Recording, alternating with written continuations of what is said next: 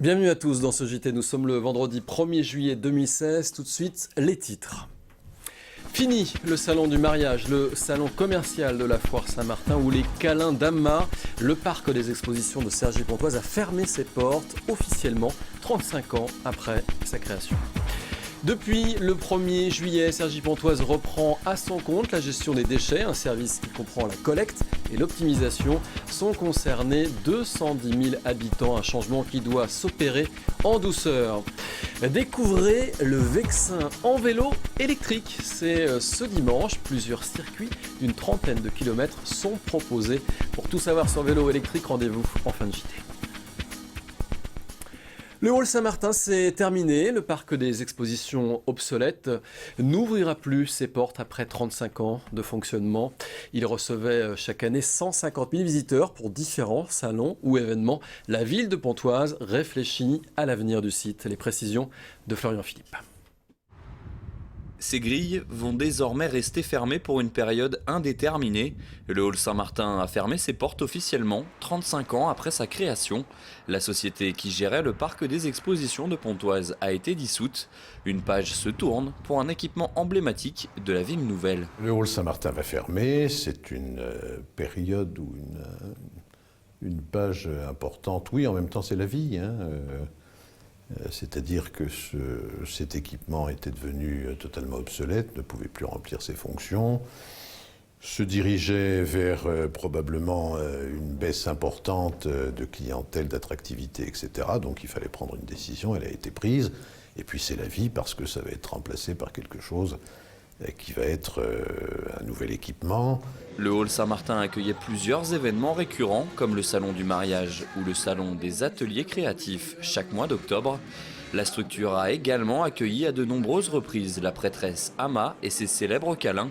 Le bâtiment s'est même retrouvé au cœur de l'actualité internationale en 2015 avec les obsèques du dessinateur Charb, tué dans l'attaque de la rédaction du journal Charlie Hebdo. La fermeture du bâtiment pose également une question, celle de l'avenir du salon commercial de la foire Saint-Martin qui prend place entre ses murs chaque année. La foire Saint-Martin, c'est comme vous le savez en novembre. Donc on est déjà très avancé et oui, il y aura une période pendant laquelle il n'y aura évidemment pas de salon commercial puisque le hall sera fermé, mais des activités à l'extérieur, les camelots comme d'habitude et évidemment les forains. Donc on va maintenir la foire avec une formule un peu nuancée par rapport aux épisodes précédents.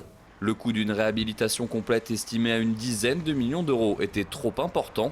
La ville de Pontoise, propriétaire des murs et du terrain, réfléchit à l'avenir du site et pourrait présenter un projet d'ici la fin de l'année.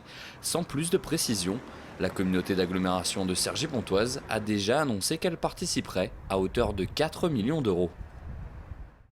Et c'est aujourd'hui, 1er juillet, que l'agglomération de Cergy-Pontoise a récupéré la compétence de collecte des déchets sur son territoire. Pas de panique cependant, les horaires de ramassage ne changent pas avant 2017. L'agglomération va pendant ce temps lancer un nouveau marché pour uniformiser la collecte avec à la clé des économies. Les explications de Florian Philippe. La collecte des déchets à Cergy-Pontoise, désormais compétence de l'agglomération. Depuis le 1er juillet, la collectivité reprend à son compte cette charge. Un service qui comprend la collecte et l'optimisation des déchets des 210 000 habitants du territoire. Pour le moment, le changement se fait dans la douceur. La communauté se contente de reprendre la gestion des marchés de collecte passés par les communes. Donc les horaires de collecte ne changent pas, les jours de collecte ne changent pas. Par contre, nous avons lancé un nouveau marché sur l'ensemble de l'agglomération, dont nous attendons à la fois une baisse de prix, donc la possibilité de faire baisser la taxe d'enlèvement des ordures ménagères, qui est très élevée, et puis aussi d'améliorer le service et la qualité. Cette réorganisation se fait dans le cadre de l'application de la loi NOTRe, qui redéfinit les compétences des collectivités. L'agglomération avait jusqu'au 1er janvier 2017 pour se mettre en conformité. Elle va désormais s'atteler à uniformiser la collecte pour le début de l'année prochaine. Ce que nous demandons dans le marché, c'est aux entreprises d'optimiser le service. Actuellement, pour tout dire, des camions de collecte ne circulaient qu'à l'intérieur d'une commune, donc ils pouvaient aller à moitié vide, se décharger à Aurore Environnement. Demain, les collectes seront optimisées pour être plus rationnelles, donc ça coûtera moins cher. et je pense que tout le monde y gagnera.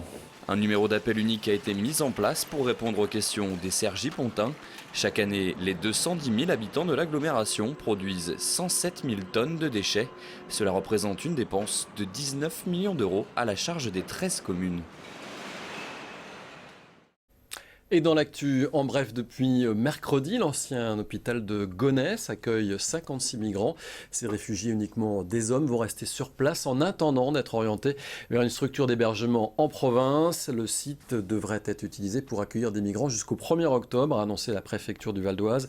Les services de l'État ont également précisé que les migrants toujours pris en charge sur le gymnase Pierre de Coubertin, cette fois à Besançon, auront quitté les lieux ces prochains jours. Un départ en 2 temps. Près de la moitié d'entre eux devaient partir ce vendredi, les autres courant de la semaine prochaine.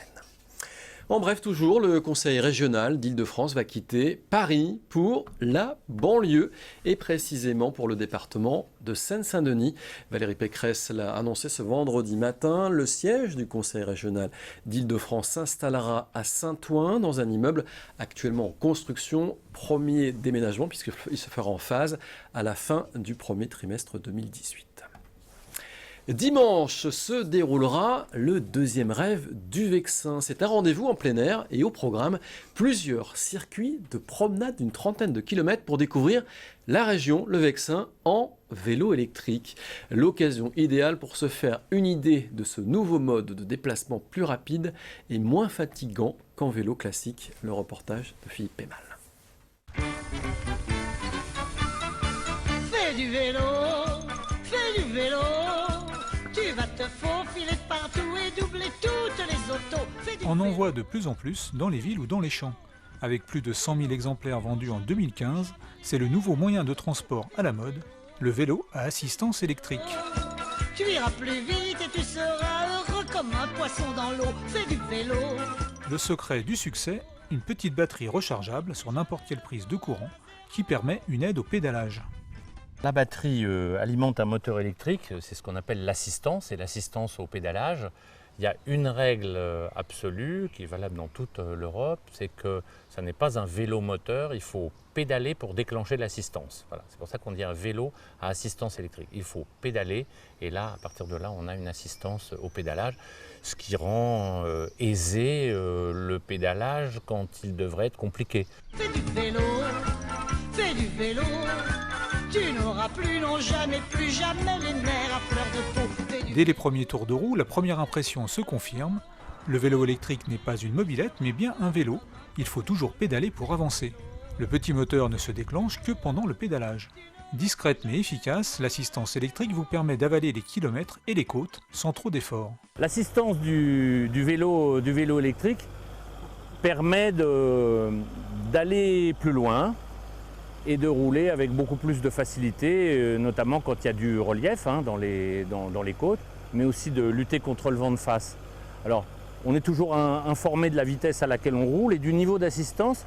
On a en général 3 ou 4 niveaux d'assistance, donc on peut choisir aussi, suivant le relief ou suivant la forme qu'on a le jour de sa sortie, un niveau d'assistance faible, moyenne ou forte. Voilà, simplement en appuyant sur un petit bouton, ça change l'assistance du moteur dans le pédalier. On peut même éventuellement couper complètement l'assistance ou mettre une assistance forte et s'en aller beaucoup plus vite. Les nouveaux adeptes de la petite traîne électrique, les départements s'organisent. De plus en plus de circuits touristiques à faire en vélo classique ou électrique font leur apparition. Le Val d'Oise en propose quelques-uns, notamment dans le Vexin. On a une multitude de routes, de petites routes, mais on a surtout maintenant depuis l'année dernière des boucles du Vexin, des boucles d'une longueur d'une 30aine de kilomètres qui sont aménagées par le conseil départemental du Val d'Oise. La première a été inaugurée en juin dernier autour d'Auvers-sur-Oise. C'est une boucle qui suit la vallée de l'Oise, remonte par la vallée du Sausseron et revient après par le plateau sur Pontoise. Et puis des travaux sont d'ores et déjà engagés sur celle-ci autour de Téméricourt qui sera inaugurée au printemps prochain et qui permettra aussi, à partir de la maison du parc, de découvrir le Vexin sur une 30aine de kilomètres. Le Vexin est finalement un très beau terrain de jeu, de découverte à vélo électrique. Le prix d'un vélo électrique est variable. de 800 € pour le modèle le plus simple jusqu'à plus de 2500 €.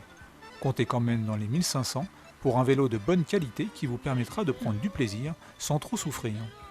Pour ceux qui hésitent encore à franchir le pas, on peut aussi louer son vélo pour environ 25 € par jour. Fais du vélo, tu n'auras plus jamais le moral à zéro. Et si vous souhaitez participer à cette randonnée en vélo électrique ce dimanche dans le Vexin, vous trouvez toutes les infos pratiques sur notre site vonews.fr. Voilà, ce journal se termine. Je vous en rappelle le principal titre. C'est fini pour le salon du mariage, le salon commercial ou encore la foire Saint-Martin, en tout cas sa foire commerciale, et les câlins d'Amma. Le parc des expositions de Cergy-Pontoise a fermé ses portes officiellement 35 ans après sa création. Merci d'avoir suivi ce JT. Tout de suite, la partie magazine. Bon week-end à tous.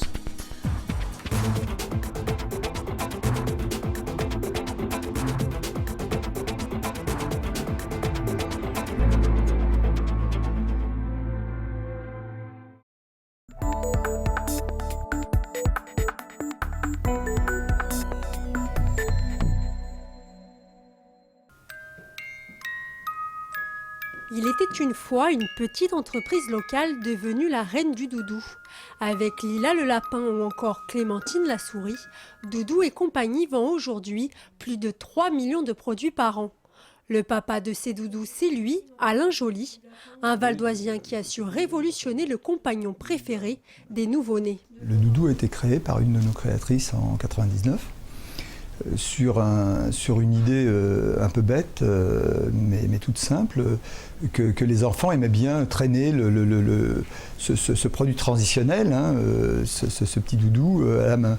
Et à l'époque, il n'existait pas de produits avec des corps plats. Hein, c'était souvent ou des langes ou des ours traditionnels. Donc l'idée est venue d'un corps en lange, alors à l'époque on ne l'a pas fait en lange, mais on l'a fait en coton, et d'une petite tête. C'est une idée toute simple qui a très vite pris et qui est devenue référent dans le domaine du premier âge. De l'incontournable doudou au petit chausson, en passant par le tapis d'éveil et le mobile musical, une dizaine de designers est chargée de concevoir ces produits ici au bureau du style, comme Olivia qui invente les doudous de demain. Matière, forme, couleur et même tendance, tous les détails sont étudiés. On part, on va dire, d'une inspiration, d'un concept qui nous paraît novateur, qu'on va ensuite développer en dessin, faire des recherches. On va faire aussi également une veille tendance, voir ce qui se fait, la concurrence, etc. Et donc ensuite, en fonction des dessins, on va réaliser un développement, choisir une forme, un concept novateur et également des produits qui sont de bonne qualité, qui sont aussi adaptés à l'enfant. Après la conception, place au prototype.